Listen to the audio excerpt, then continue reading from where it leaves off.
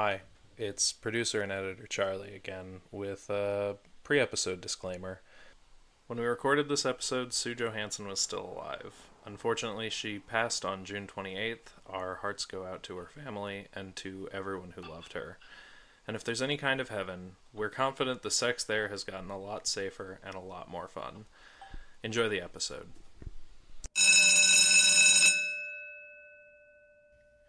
Hello, and welcome to episode 3 of Your Mom's Podcast, the only podcast worth walking out on a date with one of Degrassi's coolest girls. I'm Avis. And I'm Caroline. And today we'll be talking about Degrassi Season 1, Episodes 6 through 8. In the mating game, roses are red. Sex, Ash isn't ready, even though she and Jimmy are 8 months steady. There's a lot going on for the grade 8s this week. They're studying Romeo and Juliet with Jimmy as Romeo and Paige as Juliet. Side eye to that casting. Dr. Sally is coming to teach sex ed, and grade 8 power couple Ashley and Jimmy are celebrating their 8-month anniversary and questioning whether or not they're ready to have sex.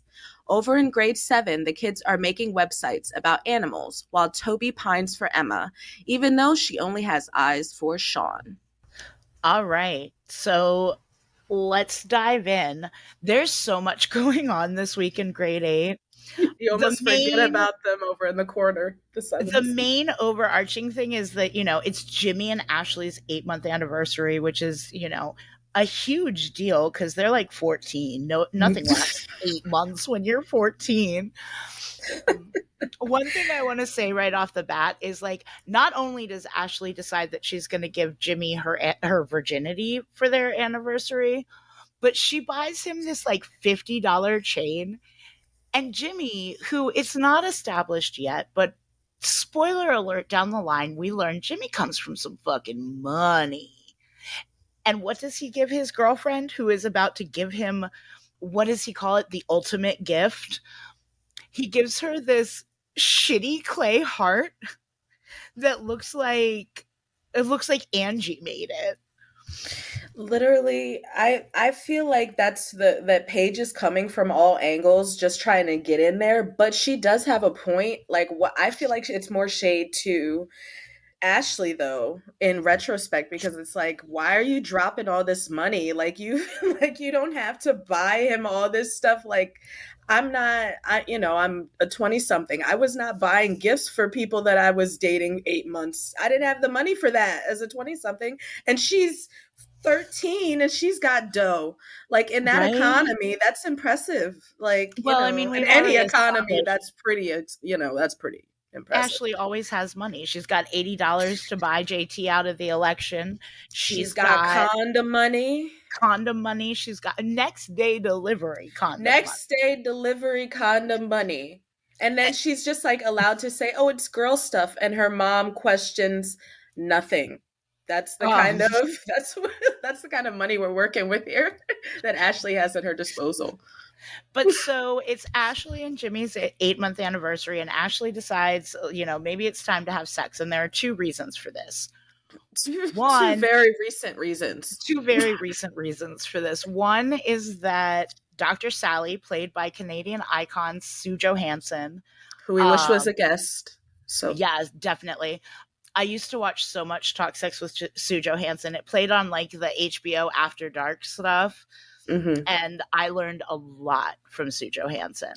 Like they do. She gets vivid with these kids, which is informative. I learned something the first couple times watching. Provides like the most comprehensive and like mature and understanding sex ed. Mm-hmm. When she's like, I know this is embarrassing. Right. But you have to know this stuff, and you have to not be embarrassed by this stuff because It's important. Maybe if Dr. Sally had gone to Degrassi Junior High, we wouldn't have Emma. Oh my gosh. Perhaps. I feel but so Dr. Sally's speaking there. Real truths. And the kids are learning about sex, and Spinner's a dickhead. And he's like, I have this friend who's been with his girlfriend for 8 months. How do they know if they're ready? That's such a, like, why? He knew that Spinner. But yes, that's reason number one. one. Reason number two is that they're reading Romeo and Juliet in English class. Yeah. And first off, clearly Miss Kwan does not teach this well because these kids think this is romantic. Second off, Go off. It's often mistaught. it's so mistaught. Like mostly mistaught.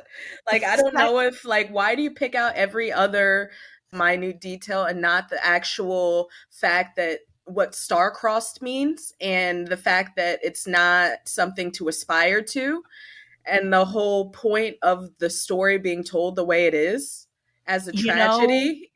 You know who taught me Romeo and Juliet? Mm-hmm. A little Jack Russell Terrier named Wishbone. Oh. And you know what? By second grade, I knew that shit wasn't romance. You were set straight. You're like, but not only is she teaching Romeo and Juliet poorly, but on top of that, she's like completely unaware of the like social dynamics in her class. And we know she taught this class last year. Presumably, she's taught it many years, but she's still teaching it wrong. These kids. Oh, she taught these kids last year. Oh, yes. Oh, no. I thought you meant this like course, like this material. She's gotta know that Ashley and Paige are competitive with each other. Oh, yeah. She knows that Ashley and Jimmy are together. And like, can we maybe have a headcanon that she hates them and that she's trying to set it up? Because she later, she's later like, you guys aren't as cute as you think you are, coming up in, you know, I think the next couple episodes. And so it's clear that she does not like them. So maybe she's trying to sabotage. Maybe she's messy like that. It's so messy. I could believe that. Also, I want to touch on the fact that like, so Paige is playing Juliet and she's flirting with Jimmy hardcore while also being like, Ashley, if you don't put out, Jimmy's going to leave you. And Spinner is just like, go for it, Jimmy, because Spinner is not into Paige. Even though they date for like 8 million years. And he literally doesn't realize that that's possible. He's like reading at the lunch table like, oh my gosh, she literally just does it at 13.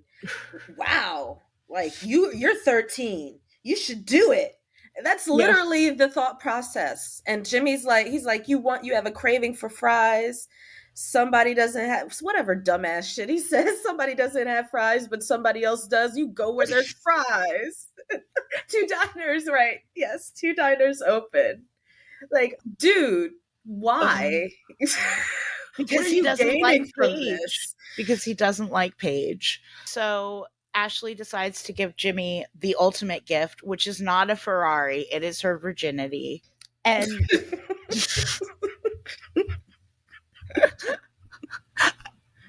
here, I made you this heart of clay. Thanks for the Ferrari, babe. Yeah, that is such a 5-year-old gift. It is. But so she decides she's gonna bang Jimmy, and she orders condoms on the net, and also is really mean to Terry for no reason. And Jimmy goes and buys condoms at the drugstore. Both of the like deliverers of the condoms are really weird. Like the mailman is like shaking the package while he's waiting for Ashley to open the door. But the clerk at the store is such a dick. So you sure you've got the right size? Right? Like, can we stop making sex something that is shameful? Canada, I expected better of you. Right? Actually, right? Frankly. Did Dr. Sally teach you nothing? Thank you. This is a shame-free environment. Like, we promote safer sex. I love how she says safer sex also. Because condoms are not 100% effective. Nope. So safer sex, because shit still happens. Because Sue Johansson is a real one. But so that's what's going on in grade 8. And like, I do love at the end, Ashley like tries to talk to Terry without apologizing. And Terry's just like, neat, until Ashley apologizes. So like, go Ashley. Or not Ashley. Fuck Ashley. Go Terry. Go Terry. Fuck Ashley. Well, Seconded, but well. Yes, no, I agree. Like she's a one that you can't just you're not gonna do whatever as far as women go, or maybe just Ashley. I don't know because Paige doesn't get that kind of clap back all the time, but Ashley, she's gonna get a piece of Terry's mind. You're gonna treat her right. You're not gonna treat me like shit. You're gonna apologize to me. And I do love too that JT is really bummed that grade sevens don't get sex ed and refers to Dr. Sally as the sex lady. Yes. The fact Um, that like his enthusiasm to learn about sex though, I actually really appreciate. And I am super, I wish that I'm not gonna spoil that. I'm just gonna say I'm sad for JT because his enthusiasm kind of is all for nothing. And yeah. it doesn't Um, help. Oh wow. there's not a lot happening in grade seven, I feel like. Just They're doing projects. I do love Emma, of course, is like, can it be a specific animal? Like yeah. Mama Onu, which is a specific endangered sea turtle. And Yeah. I love Snake doesn't answer her question. He said, doesn't he say like sounds interesting or something? But yeah, informative, but remember to have a Sounds good time. informative, but Like remember to use have the a good time. technology. That's the point. Don't I guess, don't stifle my creativity. It's a good spirit I have as a teacher. Like I guess see where you go with it, but do the assignment. So they're doing this project. Emma's doing hers on a turtle. Toby's in love with Emma, so now he's also doing his on a turtle. Oh my gosh. He's so heart eyes for her this entire episode. I love the music. The fantasy sequences and And like, yes, I do like the hyper pop like yeah, and his heart the music in this the episode is lighting. top notch because not only do we Yes. have that, but we Yes. have what we have anytime they cover Shakespeare, which Mhm. is the like Shakespeare Jaunty music little. in between scenes or like at Yes. the end of any of the grade 8 scenes. It's Yes. ridiculous. It's cute. Yes, it's little jaunty Shakespearean whatever music. So Charlie, producer Charlie was giving us a note about the prime storytelling, which and how purposeful Through the the music music is is. that, yeah. They definitely complement each other. I feel like it's very purposeful too, just in multiple areas. I'll, touch on it into fashion, but I feel like there's a couple reoccurring themes in Mhm. fashion that I'd like to touch on. So yeah, they definitely choose their elements to tell the story very purposefully. And I love, okay, so Toby is daydream thirsting after Emma, Mhm. and Emma is so into Sean. And I love like there's that scene where Toby's like, I rented this this VHS about turtles. Do you want to come watch it? Mhm. And Emma invites Sean, and Sean sees that Toby is just like crestfallen. Yes. And Sean's like, nah, I can't make it. Because Sean Mhm. ultimately is a good boy. He is a good guy. Yeah, like he's trying to see you win, you know. Mm-hmm. Like he doesn't want anybody to lose. So that's Or he's very at least not going to subject you to like crushing, humiliating defeat. I mean, because anybody who is not deeply in love with Emma can see that Emma likes Sean. And Right. because Toby is so deeply in love with Emma, he can't, he's never going to see that. Never, no. And Emma's just like not paying attention. She's self-centered into her crush and she's not paying attention to Toby, I don't, as anything more than a friend, just like Mhm. JT. He's another JT.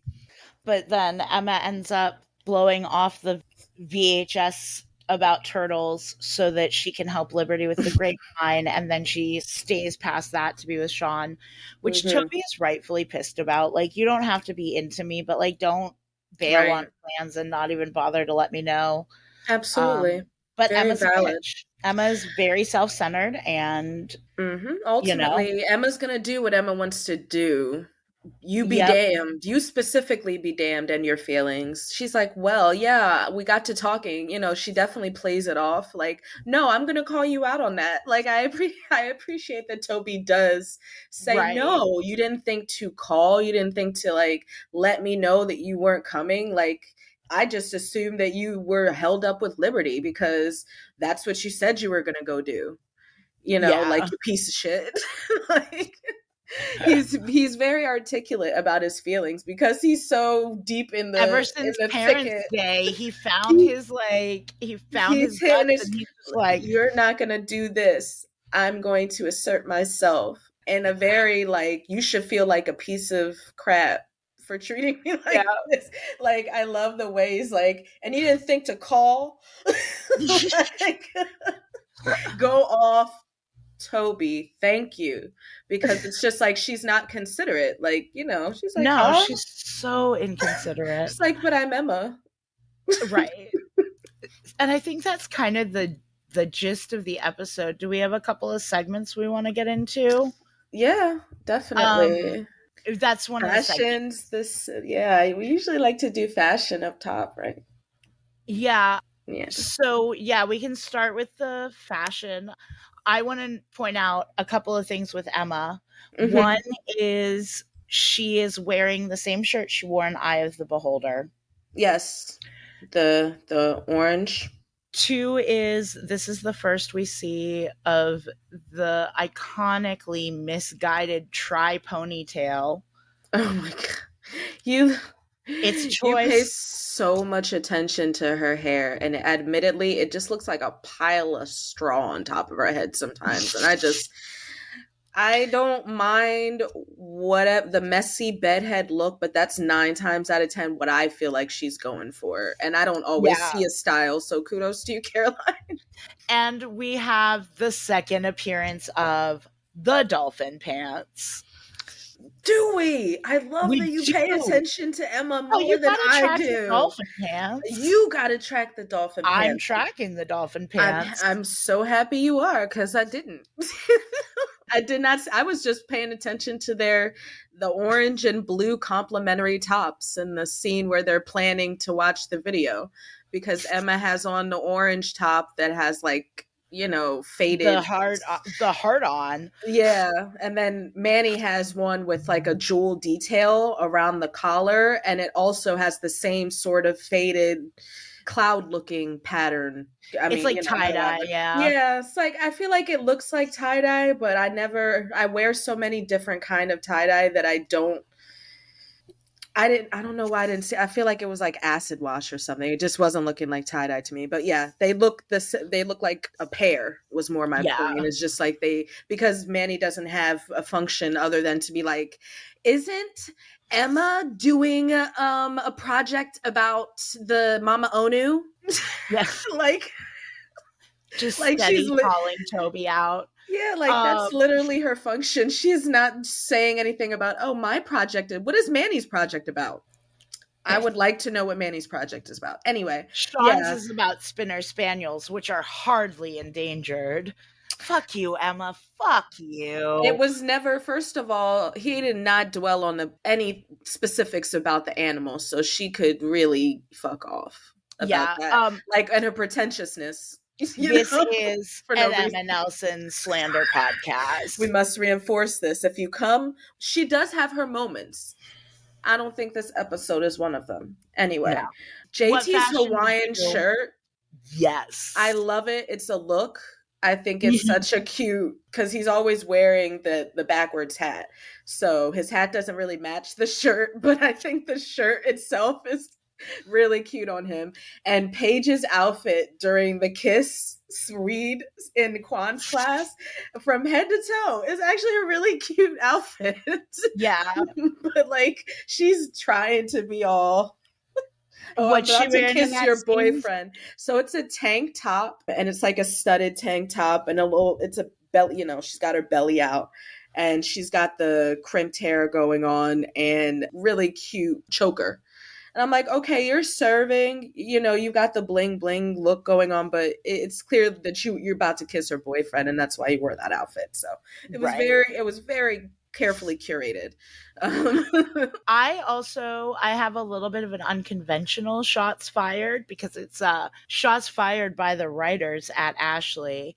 those And are it's fun. when Ashley like confronts Paige with her suspicions and Paige is Yes, like, I we're love that we did doing that with Romeo it. and Juliet, not Julius Caesar. And I love and Ashley doesn't get it. What does that even mean? Yeah, Yeah. because she says backstabbing and I'm like, why and did she say it that way? Paige knowing Shakespeare Was better than hilarious. Ashley is to me shots fired. That was my shots fired, Caroline. So yes, we have the same shots fired because I was like, I love it because it's snarky, but it's smart. And Ashley's supposed to be the smarter one. And her, like, it looks like Melissa could not deliver that line without laughing because she's like, what's that even mean? Like, the way that she does it sounds so like not believable. It's Like so she good though. fully knows about Julius Caesar. Right. And the fact that she has to pretend that she doesn't, she was probably cracking the fuck up. And they got what they Um, could. but yeah, the writers fired shots and they said, Ashley, you're not as smart as Paige Michael Chuck. How's that feel, bitch? Knocked out a peg. And Melissa said, not good. She's like, is this real? Like, do I have to read this? And then we also have another Degrassi black hole. And it is that kid that's hanging out with Jimmy and Spinner, the one who's like talking about, I heard that she had sex at camp about Paige. And like, he's just very like background dude bro. He doesn't even get a name. I don't think we see him again. No, he just gives like semi-scandalous information because I mean then it's never mentioned again outside of this episode about her reputation of being Well, we don't have Craig we don't have Craig yet. We don't have Marco yet. So like there needs to be somebody else, I guess, because but this guy sucks and we never see him again. He falls into the Degrassi black hole. So let's give a moment of silence. For this young man. I'm gonna call him Timmy. Yeah. Rip in peace, Timmy. All right. Are we ready to move on to the basketball diaries? Let's. Roses are red. If he's going to succeed, then Jimmy must take some of Spinner's prescription speed. So Jimmy is focusing on making the basketball team, and as a result, he is letting his schoolwork fall to the wayside. And he's also, there's added pressure because Sean is trying out for the basketball team, and Sean is showing a lot of promise, and Coach Armstrong's noticing that. So kind of starting to flounder under the pressure, he convinces Spinner to give him a Ritalin so that he can do his schoolwork and do his basketball just for the day, just to get through tryouts. It is a bad idea for both him and Spinner, and things fall apart very quickly. The B plot is that Liberty is really annoyed because Ashley gets all of this acclaim for doing the announcements, and like she does a great job reading them, but Liberty's the one writing them. She's the one coming up with the jokes and doing the research and all of that. And she is sick of Ashley getting the credit for her work. So yeah, really high stakes here this week. It's super high. I mean, we have drug use and then we have the morning announcements. I mean, the drug use is so it comes across, I feel like halfway through the episode, because they have to establish that, oh, he's going to almost make the team. He just needs a little boost, of course. Mm-hmm. And I mean, it's a choice that Jimmy has to make very quickly, observing Spinner taking that medicine. I don't know how I feel about it, how it makes sense, like wanting to be like on speed while playing basketball. It sounds like hell to me. Yeah, but it doesn't sound like steroids, because do steroids do that too? I don't know what's steroids. The hell steroids do? Because I mean, I'm only taking them when I'm sick to help me breathe. You like stronger, I guess, and they shrink your testicles or enlarge your clitoris. I'm glad it didn't do. But Jimmy doesn't have a reference for speed. He doesn't. So he just hears, oh, okay. All he knows is like 10 cups of coffee, energy. So, I mean, it's narratively, I guess that's kind of the point, to make it like, okay, this sounds ideal for my situation, I'm going to be, have no impulse control because that part of my brain isn't developed yet, and I'm just going to pop a pill. But it does not go well. So Jimmy, they're reading Lord of the Flies in English, which seems ambitious to me I for have this. not read Lord of the He's grade 8. Flies. No. I actually haven't either, but no. it still feels ambitious for these kids. But I love, so Spinner takes the Ritalin and then he's just like, yeah, woo, wired. let me Cannot sit flash. still. He's at a rave, like. Which, like, yeah. And so Spinner is also tweaking out because he's not on Ritalin. Yeah, like behavioral problems galore. He ends up mooning the gymnasium during the basketball game. His dance was good before that. Every time I watch that episode, I'm like, okay, sir, you are cutting up the dance floor. Now just stop right now. Don't flash anybody. Now, if you just stopped right now, that would have been good. It wouldn't be Spinner. It wouldn't be Spinner, and it wouldn't be Degrassi. He had to moon him. I feel like both Coach Armstrong and Miss Kwan are supremely uncool this episode. Like, isn't it a common thing that, like, you have to maintain a certain grade point average to do sports? Yes. And Jimmy is one of your star players, so, like, don't give him a hard time for the fact that he's trying to keep up with his schoolwork, because if he falls behind this early in the year, he's fucked. Go off, and you won't have him on your team. And then the logic is there. I mean, but he's got to be the hard ass, and in the equation, he can't help Jimmy. Books, get him off my court. Right? Do it on your own time. Whatever the fuck. Just like. Now you're just stuck with Sean and his bum ankle. Like, why are you upset that he's actually putting an effort to study? But, he could have done it on his own time, I suppose, if I want to play devil's advocate and see it from Armstrong's point of view. Do it at home, bitch. He's trying. He's putting in some effort because we don't follow Jimmy to his house. Right. And then the whole Ashley and Liberty B plot is really kind of boring to me. Ashley's a bitch, but also, like, she's a bitch initially, but you know what? When Paige checks her and she's like, way to set her up, Ash. Yeah, no, Ashley does. She doesn't take the bait. I actually am proud of her for that. She does not take the bait. And she does fix things with Liberty and, like, help her do the announcements better. Yes. Yeah, she's like, stay in your place, darling. Now that you know. But it's, go sit back down.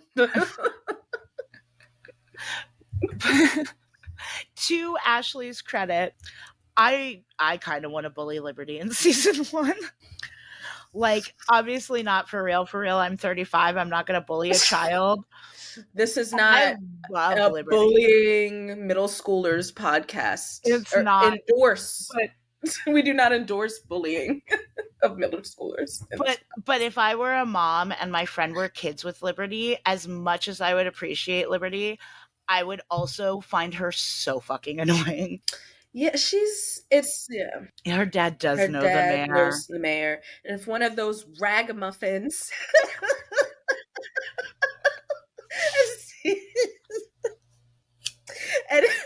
but she's definitely got a good combination of, like, she wants to be vulnerable on occasion, but then she's like, hits you with that know-it-all energy, and then hits you with some of that snooty energy too, just for the razzle dazzle. And it's just like, okay, you're coming at me from a couple angles.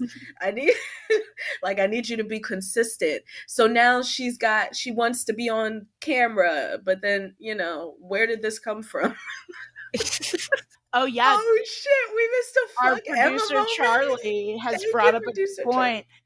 Emma stirs the pot there. She's like, if I were writing the announcements, I would want credit, because of course you would, Emma, because you need all the credit. Such a shit stir. For what? Such a shit stir. Just cause? Just Just cause it's cause. just it's Wednesday. Why not? I don't know. I will say on the flip side, I think Emma and Liberty, when Emma's not like shitting on Liberty over like dumb shit, Yeah. a big part of their dynamic is that like they encourage each other to stand up for themselves and to not take people's shit.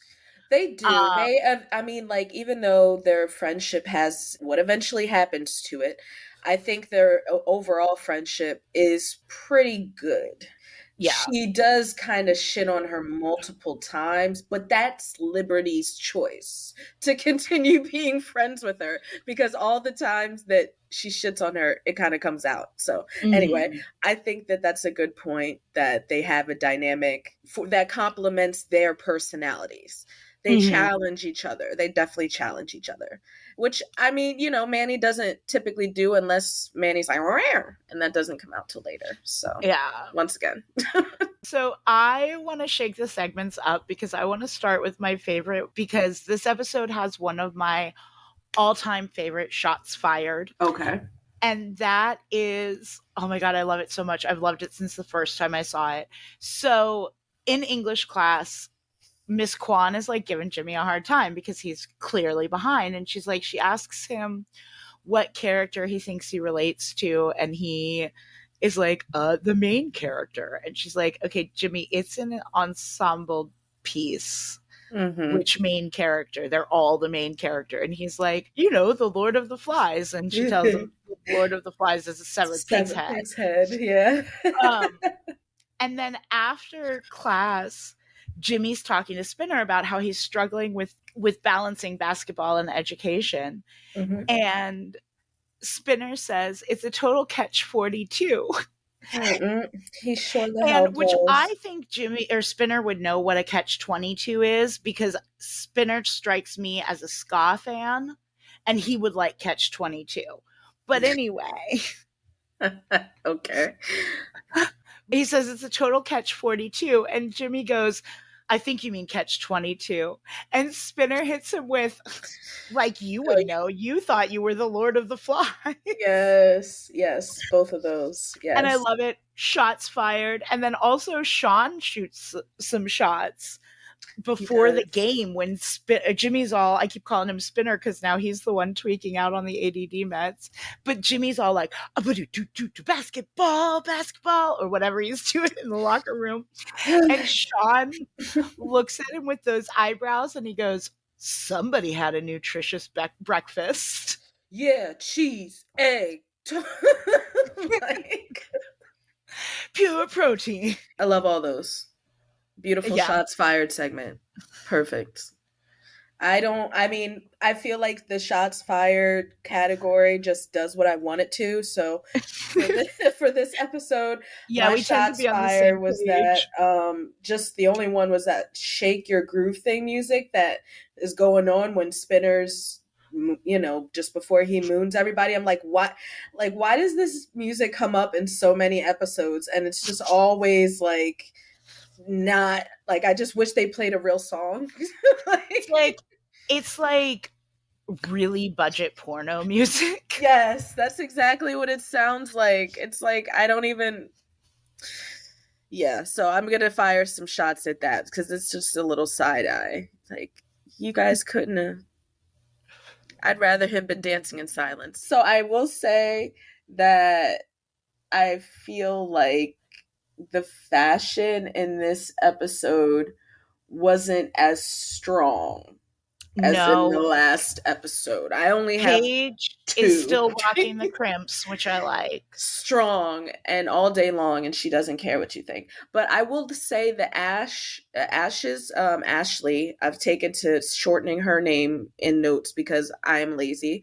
The look of her hair pulled back with that curl that she loves in the ends of her hair, with the hoops and the choker, the triad, that it's a look for her. Yeah. I will say it's probably my favorite Ashley look because they try to have her be also kind of not a shitty person in this season. So once she starts getting shittier, I don't like her look as much. Some people like her eventual looks. This is my favorite. That Yeah, no. like that's a great look on her. It looks Season good. 1 Ashley is very cute. You know what it Yeah. gives me? It gives me realistic Spencer Hastings You from know Pretty what? Little Liars. I enjoy Spencer's. The only thing is missing is like the casualness of the, you know, the era that Ashley's in at this point, because she Mhm. just Spencer's super preppy, because that Well, and was, the fact that Ashley's dressing like an actual teenager and Spencer and is dressing Spencer's like Marlene King's idea of a of a teenager. teenager, a 40-year-old woman. And Manny's hair while watching Liberty do the announcements correctly, it's like in low Little House on the Prairie, like pigtails, like they're not high up on her, like it's like most of her hair is not in these pigtail holders, Mhm. ponytail holders. It's so low on her shoulders. I feel like it's such a weird choice. She kind of looks like Wednesday in like the some of the animated Mhm. adaptations of the Addams Family. Like that's how low her pigtails are. I'm like, a look, but never do that again. I like that they've got Emma looking like a Target employee for a day.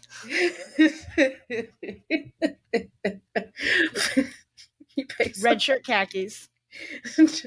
Just straight faced. Jake from State Farm.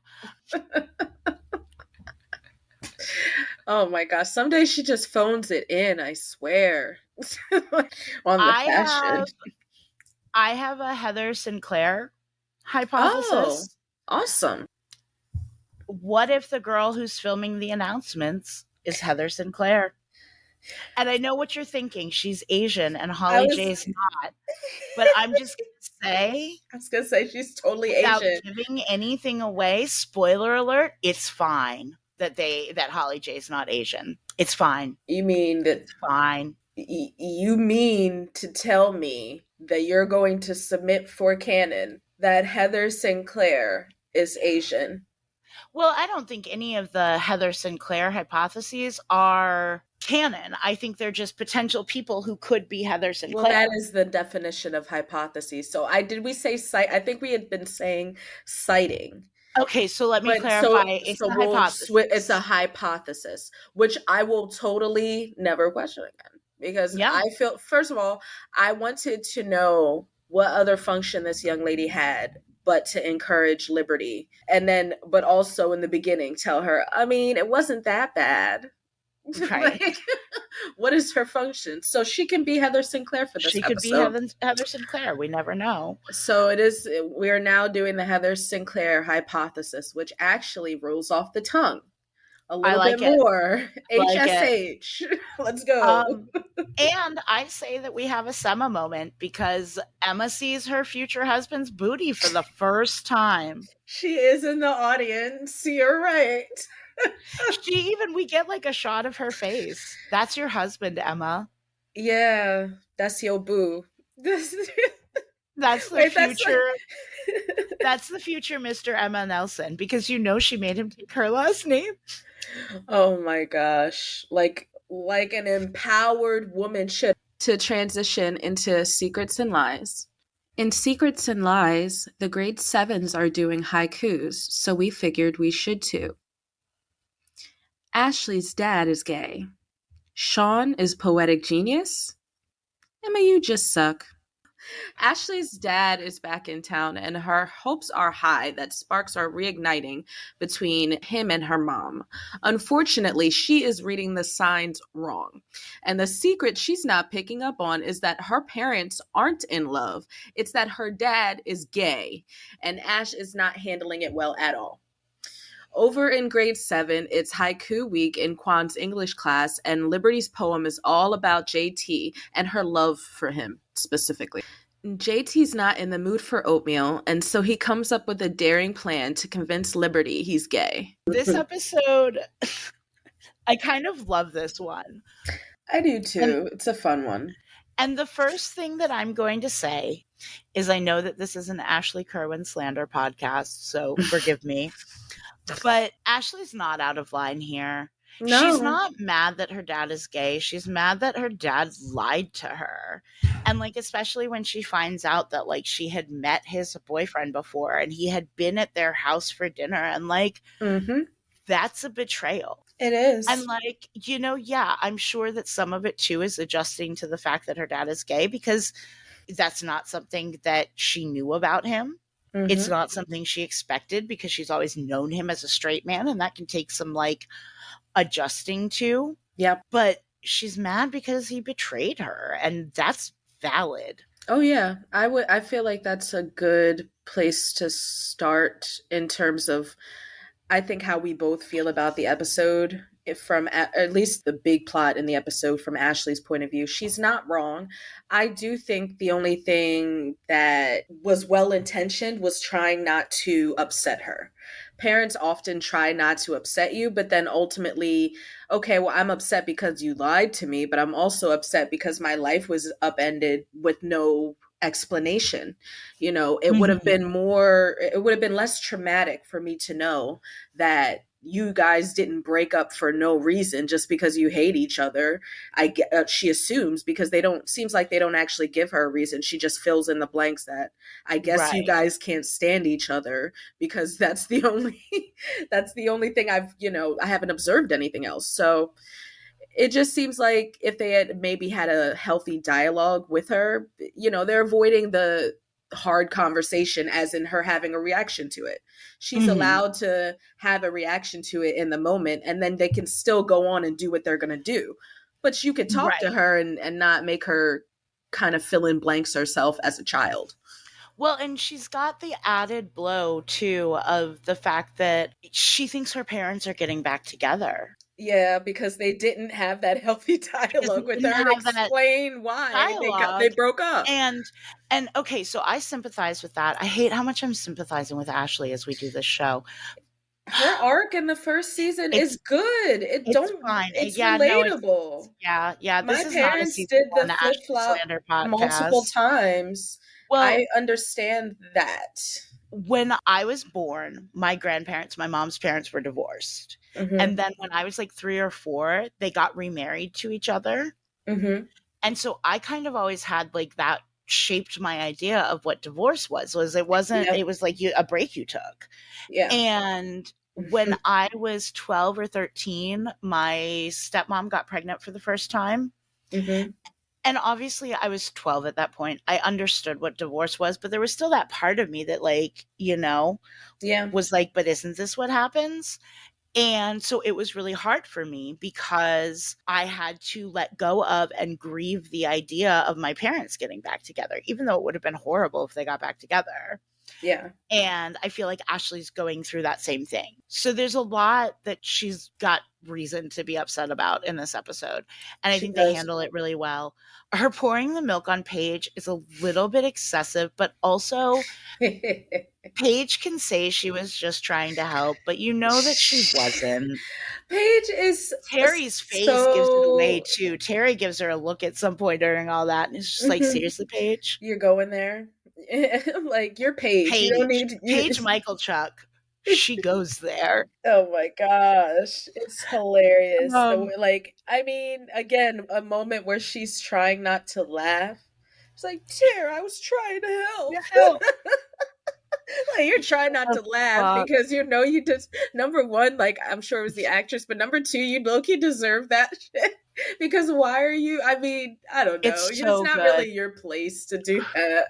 Even like, especially because you know that you and Ashley don't really have that kind of relationship. Like maybe if it was Terry and Ashley, but it wouldn't have been such a negative reaction because maybe it was coming from an honest place. But Paige, you're just doing it to be catty and messy. I do also want to say Ashley's dad knows Prince Charles. So suck it, Liberty's dad Oh, royalty trumps the mayor. of Boom, Degrassi. boom, boom, boom. Um, Take that, Liberty. No. I feel like the grade 7 plot is really mean. Like Liberty is so ridiculously obsessed with JT, and he's hiding in his locker and pretending to be gay, and like the whole "hey Liberty girlfriend" thing is just It's extremely mean. You know what? We always, when we're talking about the ladies of color, I know that we talk about Manny, but we don't talk about Liberty because I just feel like we don't get a lot of Liberty's feelings. We get a lot of Liberty being shown reacting or crying, but we mhm. don't always, like she doesn't typically talk about her feelings. So I mean, I think that this kind of comes out of left field because she's a background character most of them. Like, Yeah. and it's like, okay, well, is this true? Like, even when in later in the episode after he tells her that he's gay, she's like, "Oh, okay, well, I can help you, and Do you want to come do you out in want the to come out in the grapevine? grapevine, right? And this it'll really help other people, like he's like, I'm not gay, I just blah blah. Like, it seems like she should have known that, and like she's messing with him, or maybe she was baiting him. I always kind of was I worried thought about what that so at scene, first, right? but watching it through, I It's didn't. kind of right. Like it seems like it at first, but then it's like, okay, though her reaction to it, to him telling her, actually, I'm not gay. I just don't, you wouldn't take the hint. She looks legitimately crushed. Like maybe she thought that, oh, okay, he's not gay, but there's a reason he doesn't want to say like maybe she just didn't think, oh, he doesn't like me at all. But Yeah. maybe it is kind of right. Oh, okay, I'm baiting him so that he'll tell me the truth that he's not gay. But she doesn't think that he's that much of an asshole, that he's Mhm. just pretending to be gay to, ward It's her so off. mean. Also, a thing that I hate is JT comes up with this idea after Toby tells him about Ashley's dad being gay. And Uh-huh. I don't think Toby needs to be privy to this information yet. Like, let Ashley have some time to process this shit. Yeah. This I is a mean, huge change in yeah. everything she's known about her life, essentially. Mhm.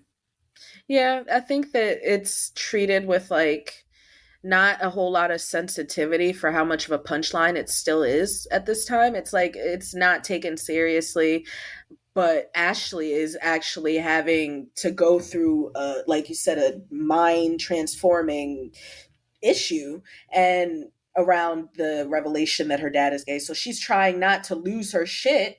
And then I guess because it's such a punchline, JT doesn't care about using it for his own pursuits of bullshit. Yeah. And yeah, no, Toby doesn't need to know that. JT doesn't need to know that.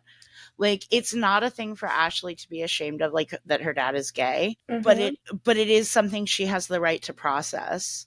Mm-hmm. And Toby and JT have big fucking mouths. She should have As been this given the Paige right to Michael Chuck. process. Yes, Paige absolutely. Milkelchuck. Milkle Get it? Chuck. Milkle Chuck. Chug. Chug, chug, chug. Like that chocolate milk that got dumped on your head. I Um, love we get more of the awesome Degrassi fantasy music. This time it's some like aggressively smooth jazz. But to me, honestly, the star of this episode is Sean Cameron's haiku, I love how he's like, okay, this is the pounding it off on his required. Yes. hands. Do you have it written down or can I read it for you and for our You lovely may read listeners? it. You may read it for me and everyone else. It's so good. Poetry is crime.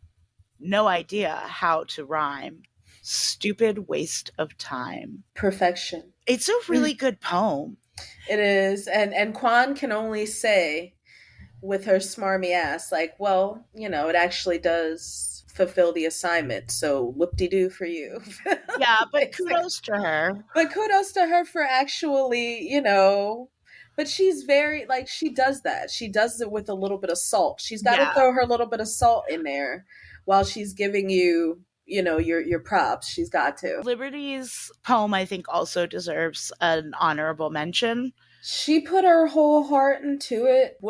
And she has the guts to read it aloud to a classroom full of 12-year-olds. Let's just give Well, her that's because that Liberty, props. She don't give a shit. she don't give a shit. Not one single shit can you find Liberty Van Zant possessing, because she just the way I wouldn't do that now. I'm not reading you. I'm not gonna read you my inner thoughts about who's somebody I care about, even if it's just a little crush, to a classroom of 12-year-olds. Yeah, they scare me. And then Quan gushes over it, of course. She does. She's like, a couple too many syllables in the second line, but lovely.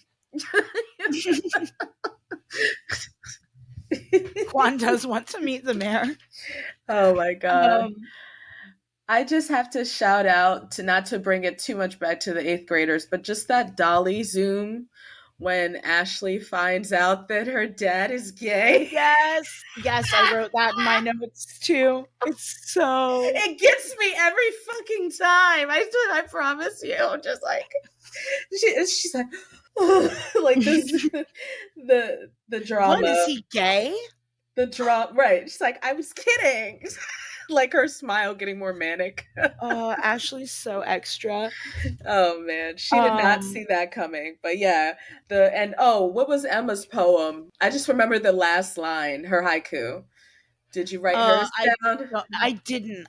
I was like, this is Emma's haiku. And she asked Sean if his is done. And he's like, is yours done? Like, and then doesn't she say something snarky about it not being about the environment or something?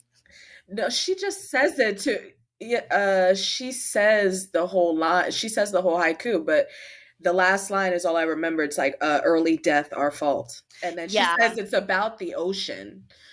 Like, that's what it is. It's about the world's oceans. Okay. Oh my god. Okay, Emma. Pause, girl. Okay, that's very important. Save the ocean. Yes. Okay, the various oceans. I don't have a particular ocean that I want to save. I'm really not. All the oceans. Endorsing, the main ocean. Just the main one. I feel like that's really kind of the meat and potatoes of that episode. Yeah. I don't have any. Okay. I do have a theory, and then I think we can go into the categories, but just at first it was a nitpick, but then I let this thought fester. At first I wanted to know why Ashley poured her chocolate milk from the carton into the glass. I wanted to know why. I've never made that choice when drinking chocolate milk. However, didn't catch that. You always did. Food props. I'm paying way too much attention to the food props. I always am. Why didn't Emma drop the pizza? Why didn't Emma drop that fucking pizza? She held on to it tight. But anyway, it is because she needed to get that milk out of the carton so that she could easily throw it at Paige in the glass. That is why, because it probably was not working to just throw the carton of milk at her. Yeah, it wasn't covering her as clear. Do Canadian never pour that is a very Canadian thing to do also. So if that's just the way you guys do it in Canada, to just use a glass for no reason when you've got a carton of milk. Well, it's confusing. My school wasn't fancy too. Like that. It's weird to me too, because like I know that they buy their grocery store milk in bags in a lot of Canada. They do. And like it's weird to me that they have cartons and not the like breast implants of milk that my school had. Breast implant, you got like a jiggle. You got this little jiggly pouch tit full of. And you had to like cover the hole on your straw like a Capri Sun, except there wasn't any little foil thing. You just had to stab it. I feel like that would cause so many like. Sometimes it exploded. It was bad, especially in like lower elementary school when they're still like learning motor skills. Oh my gosh. I just feel like the immaturity of the guys in like my high school, even like of smacking anything that resembled an ass. There would just be milk everywhere. That's probably why they're like, we cannot send these jiggle tit ass things of milk to America. We've got to send them. No, I went to school in America though. Caroline, I went to school in Delaware. But I went to school was it in Delaware. The cult? No, this was before the cult. This was public school. You're like, I went to school in Delaware. Like, really? This was Mount Pleasant Elementary. This was Harlan Okay. Elementary, Burnett Elementary, Oh, Claymont maybe it was. Elementary, Maybe it's regional then, because yeah, I've Springer Middle never. School.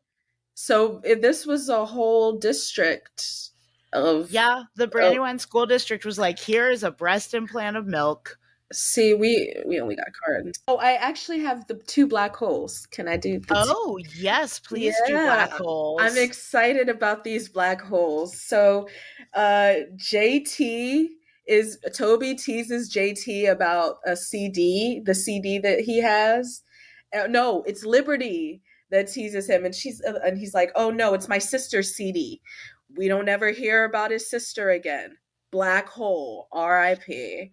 R.I.P. to AJ York. York. And Paige says when she gets after she gets the milk thrown on her, the chocolate milk, she's like, my oldest brother's gay.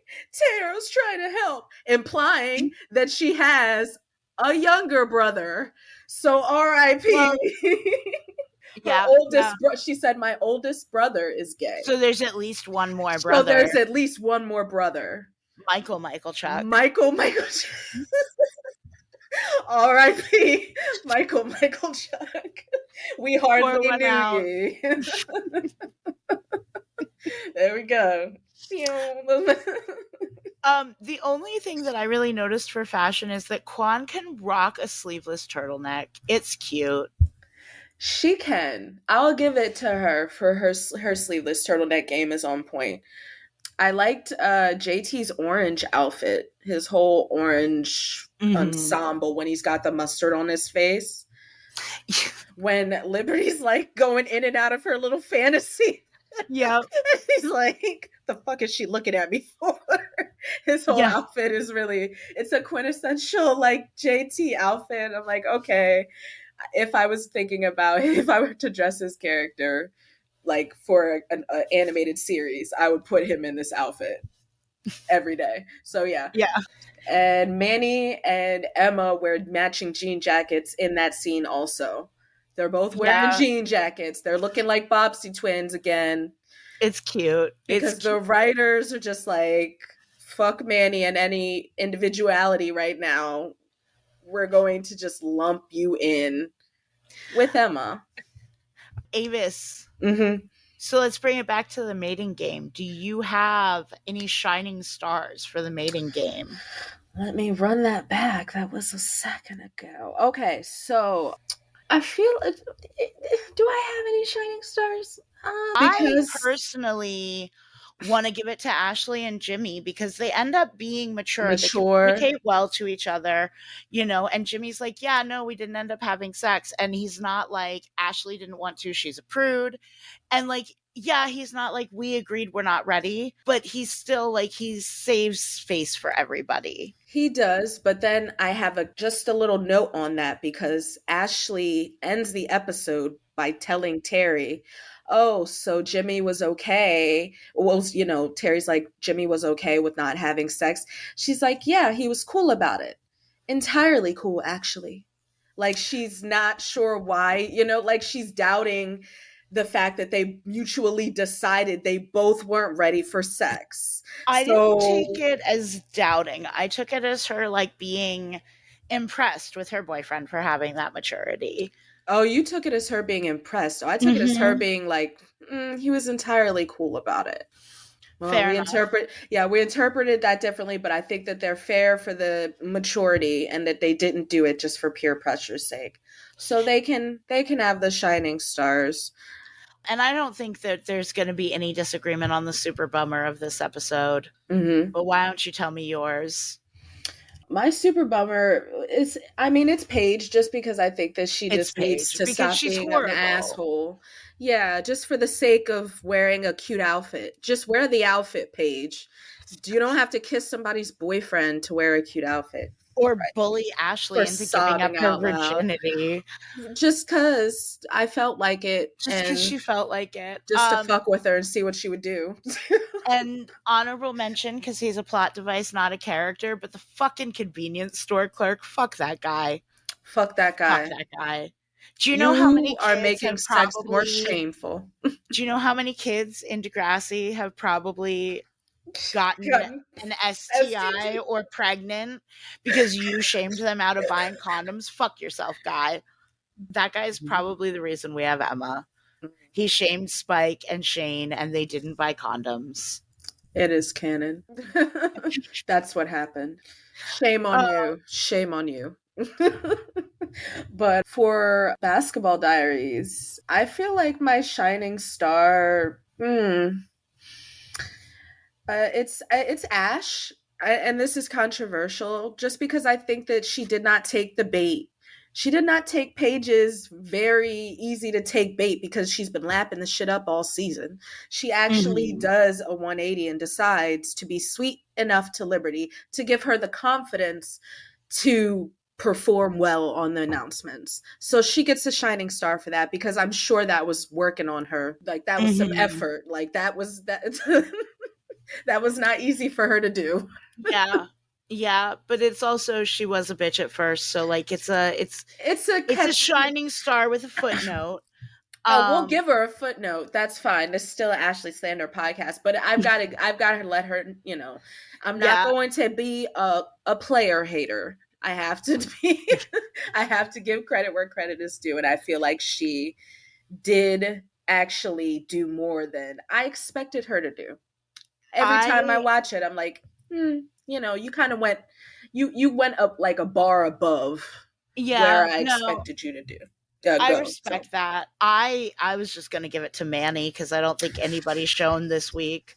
But well, Manny is Manny's there, just and if the Manny is there, default because then she's she's just shining. Manuela Santos. So we've got to shout out to her. She could Um, be my Cinderella. oh my gosh, we're Spoiler just alerts. with the spoilers abound. But And then super bummer. I don't know. I gave it to Jimmy. If if for you're mostly gonna for body check and Sean. Like yeah, he didn't. Jimmy was kind of raging this this episode. this whole episode I feel like is Jimmy just like self-fulfilling prophecy. Mm-hmm. Mm-hmm. So I'll get on board with that. I'll get on board with that. My super bummer was also for the mating game was Emma because she's an asshole She's a to shitty to friend. Toby. She's a shitty friend to We Toby got for a no lot of reason. super bummers in this 3 pack, I feel like, and not a lot of shining stars. We're just Charles, like, what was your note? yeah. Producer Charlie has Producer thrown Charlie. into the ring for super bummers Coach Armstrong, Coach A.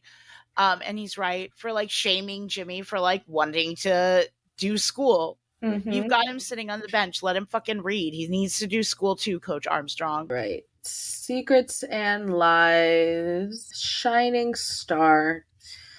Yeah, yeah. Terry for the end.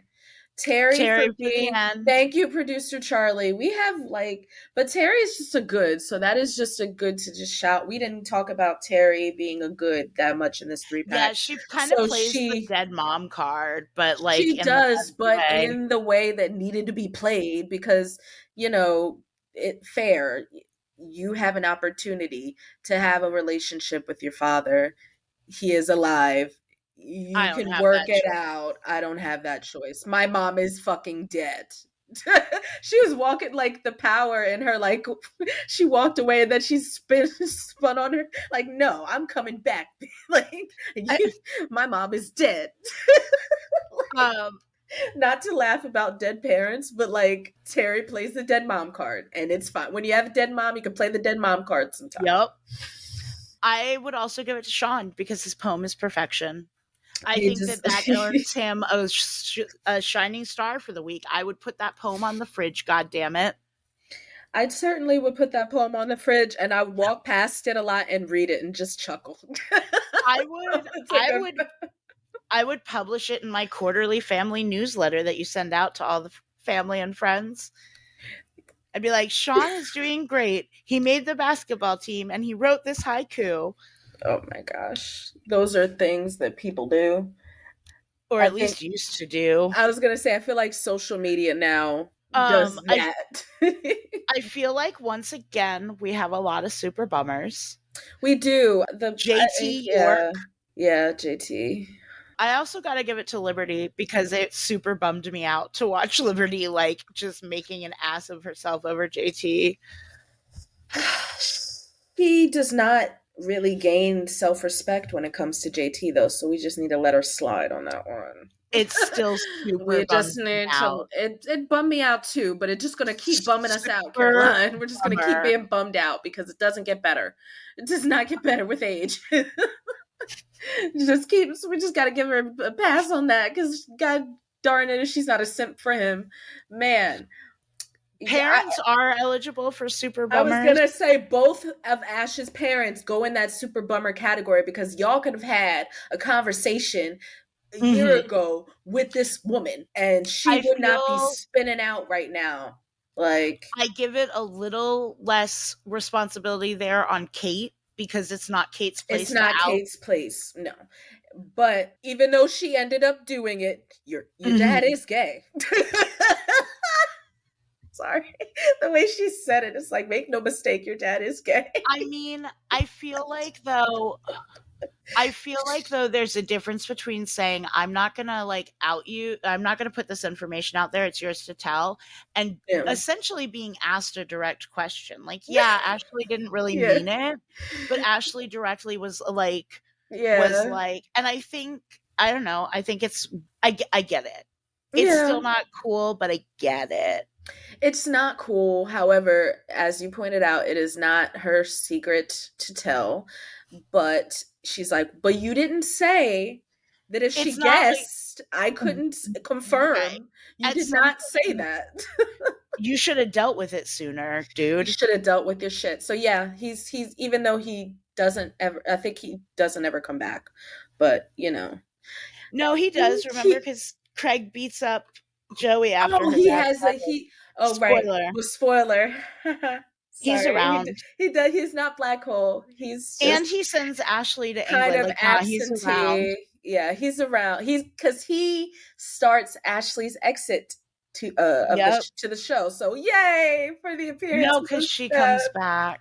Well, her prolonged absence until she reappears. Unfortunately. Are there any more super bummers? So we got JT, we got Liberty, we got Ashley's dad, Paige. Yeah, it's got to be Paige again. We got Paige because she's trying to out somebody at the lunch table. It's a dick move, Paige Michaelchuk, Paige Milkelchuk. She shut up. She's just involving herself in some shit. Yeah, Mr. Simpson can be a shining star for dealing with Liberty's bullshit. and taking the fall for JT and that paper plane. He can be a shining star for being a real one once again. Mr. Simpson rolls with the punches, and he is a tall, unproblematic king. Mm-hmm. Except for that one thing that was written by Roseanne and didn't really happen. We're not acknowledging. With Miss Hatzilakos. Producer Charlie just dropped some truth in that Snake also has a shining star moment that's a blink and you miss it when he witnesses JT pretending to be gay. And he's kind of assessing the situation and like, is this real? Like, how can I support the student? Or is this fake? And like, you need to knock it the fuck off, JT. Right. I think that was, it's good to see the other side of it, of that interpretation of that look, because I was definitely seeing more the like, okay, do I need to shut this down? Right. Do I need to, thank you, producer Charlie, do I need to smack a 12-year-old? Because honestly, JT could have maybe done with one little smacker.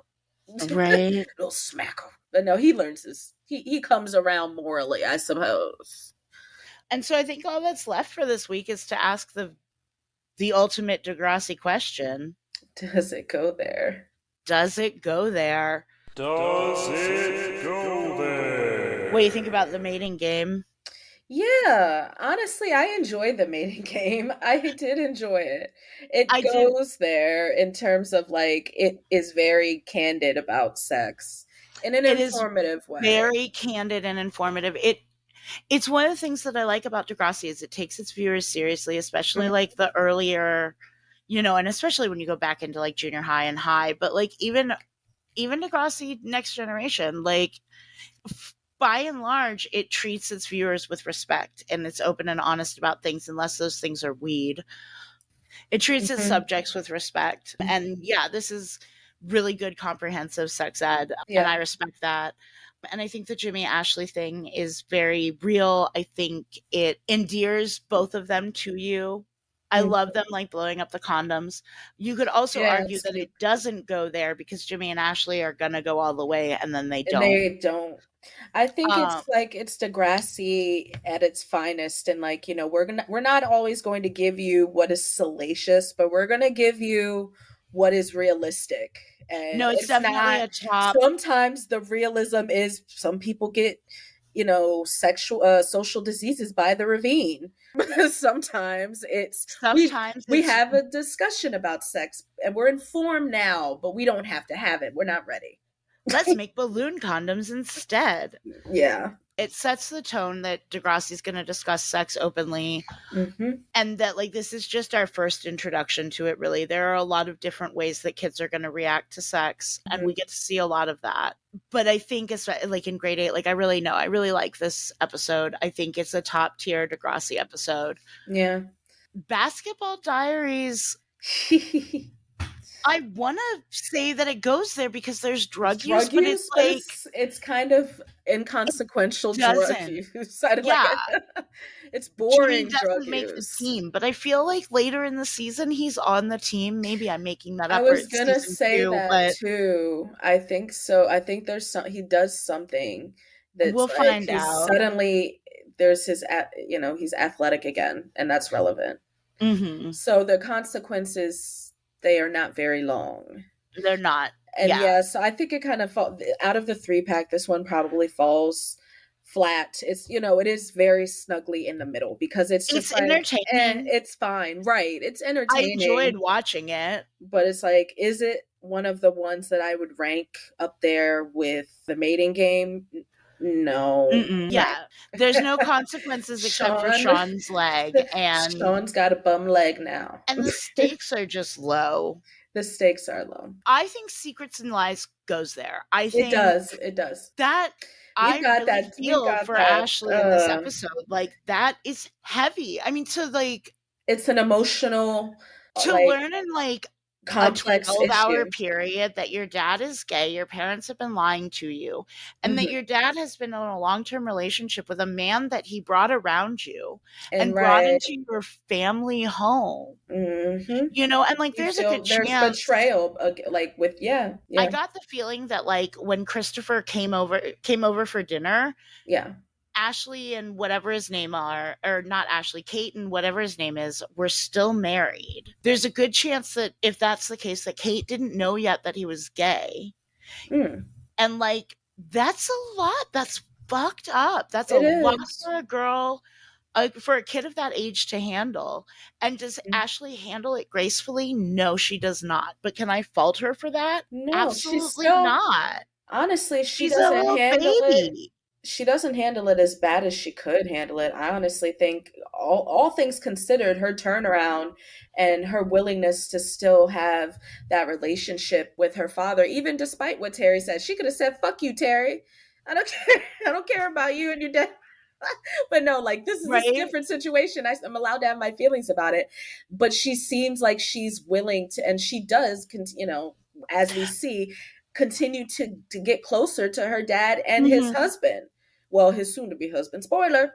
So she definitely, she's maturing through the episode. She actually lets her feelings be known, that she's upset, and she's not hiding that, but she does ultimately get over the feelings, in terms of, I'm not going to hold them against you. I'm going to actually Right. try to go forward, which I think is a very awesome way to go there for the show, because it's emotional and it's not just one side or one reaction, because someone else might have this same experience and might not react that way, and might see like, oh, okay, I don't know how you could get over that betrayal.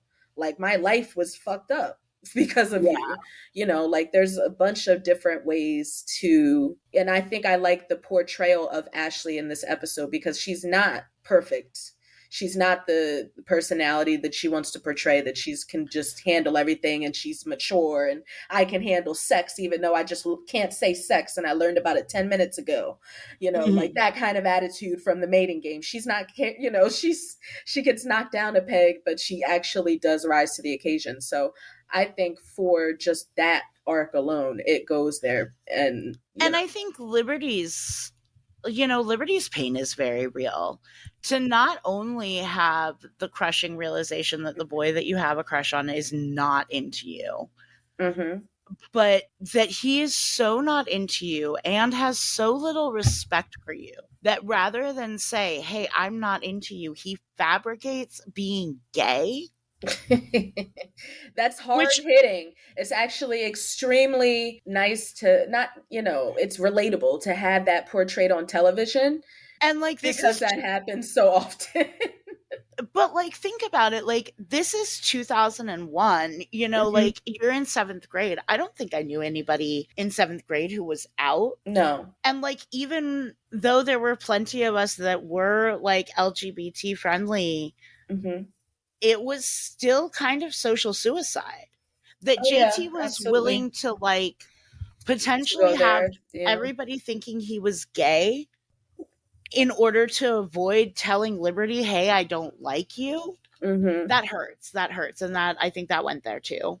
Thanks for listening to your mom's podcast. Join us next week as we unpack Coming of Age, where Ashley has no chill about Jimmy being neglected, and Emma gets her first period, and Rumors and Reputations, where Terry's kind of the worst, and Spinner, as Spinner will do, does some dumb shit. This episode of Your Mom's Podcast was made possible in part by executive dysfunction, Ritalin, and support from listeners like you. If you'd like to further support our show, you can follow our Facebook page and follow us on Instagram and Twitter at YMPadcast and TikTok at Your Mom's Padcast. You can also visit our website at www.padcast.com. Your Mom's Padcast is available on Spotify, Apple Podcasts, or wherever you get your podcasts. If you feel so inclined, subscriptions and reviews are another great way to support the show. And if you'd like to support us financially, you can subscribe to our Patreon at patreon.com/yourmomspadcast. And remember, that's Padcast. Pahdcast. Thank you.